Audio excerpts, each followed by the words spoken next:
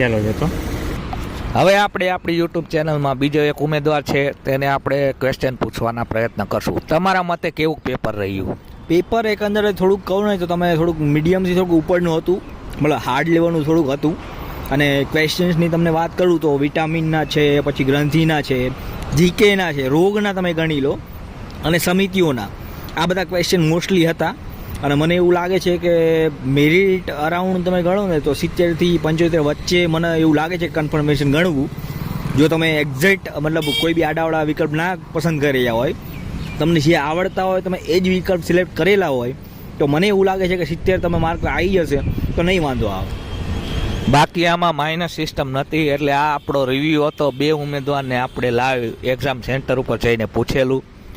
તો આપણી YouTube channel જો પસંદ આવે તો લાઇક, શેર અને સબસ્ક્રાઈબ કરવાનું ભૂલશો નહીં. મળીએ નવા લેક્ચરમાં નવા ટોપિક સાથે.